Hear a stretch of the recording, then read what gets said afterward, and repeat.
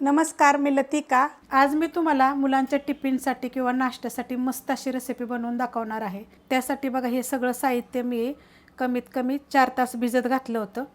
तर ह्याच्यामध्ये चण्याची डाळ आहे, उडदाची डाळ आहे, मसूरची डाळ आहे आणि मुगाची डाळ आहे. हे सगळ्या डाळी मी 3-3, 4-4 चमचे अशा घेतलेल्या आहे आणि वाटीच्या मापानं 1.5 वाटी घेतलेला आहे. ह्या वाटीच्या मापानं बघा 1.5 वाटी आहे आणि ही भिजल्यानंतर 1.5 वाटी आहे बरं का.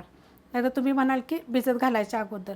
ही सपाट वाटी आणि अर्धी वाटी असं 1.5 वाटी भिजल्यानंतर झालेलं आहे. आणि चमच्याच्या मापानं म्हटलं तर ह्या चमच्यानं 3-3, 4-4 चमचे असं घेतलेलं आहे. तर तुम्ही तशा साहित्याप्रमाणे घेऊ शकता.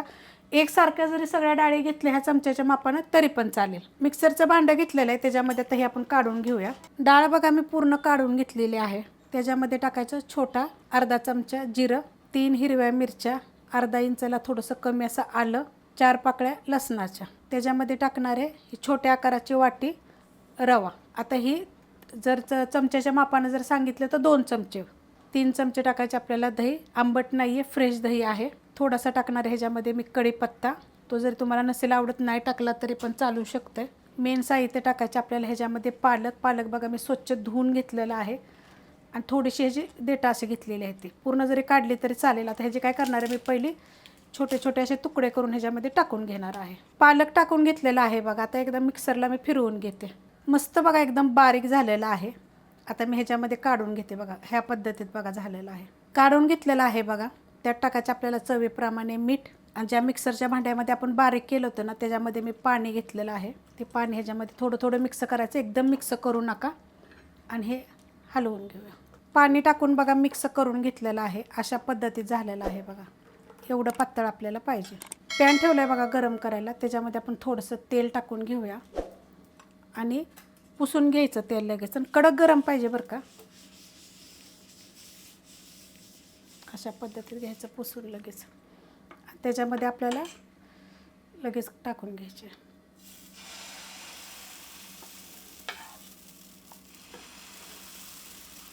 पसरून घेऊया. गरम नसला का नाही की मग काय होतं माहिती आहे का, व्यवस्थित बनत नाही. तर त्यासाठी एवढं लक्षात ठेवायचं कधी पण हे चांगलं गरम करायचं. जेवढं होता होईल एवढं गरम करून घ्यायचं. गॅस मिडियम आहे बरं का. आता ह्यातली तुम्हाला लगेच एक गोष्ट मी सांगते. पालक बारीक कापून जरी टाकलं तरी तुम्ही चालू शकते जर तुम्हाला जर असं टाकायचं नाही. मुलं जर तुमची दही खात नसेल ना तर दही जरी नाही टाकलं तरी पण चालेल, छान लागतं. तसं पण तुम्ही करून बघा. मी आपल्या हे सोप्या पद्धतीत तुम्हाला अशा पद्धतीत दाखवलेलं आहे. डाळीचं पौष्टिक असतं, मुलांसाठी पण चांगलं असतं. जर पालक खात नसले तर तुम्ही थोडीशी मेथी पण टाकू शकता की मेथी बी मुलं खात नाहीत. तर थोडं आपण जरा सुकून दिलं का नाही मग आपण ह्याला पलटी करूया. मस्त असं वरनं सुकलं गेलेलं आहे आणि साईडनं पण बघा हे सुटलं गेलेलं आहे. ह्याच्यावरती तुम्ही थोडंसं बटरच टाकू शकता, तूप टाकू शकता, तेल टाकू शकता. असं लावून घ्यायचं आणि हे बघा वरच्या वर आलेलं आहे बघा.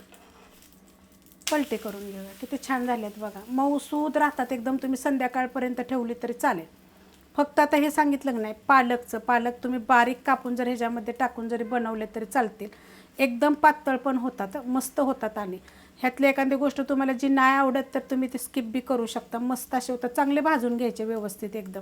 आता 1च मिनिट फक्त झालेलं आहे. गॅस मिडियमच आहे. ही कुठलीही गोष्ट ही बारीक गॅसवर करायची ना. बघा किती छान भाजलं गेलेलं आहे. अशा पद्धतीत मस्त होतं आणि चवीला पण छान लागतात. ते कशावर खायचे तुम्ही, टोमॅटो सॉसवर खाऊ शकता. चटण्यांच्या तर एवढ्या रेसिपी मी अपलोड केलेल्या आहेत वेगवेगळ्या पद्धतीनं. मी राहिलेले बाकीचे असेच बनवून घेते. रेसिपी आवडली तर लाईक करा, सबस्क्राईब करा, कमेंट करा आणि शेअर बी करा.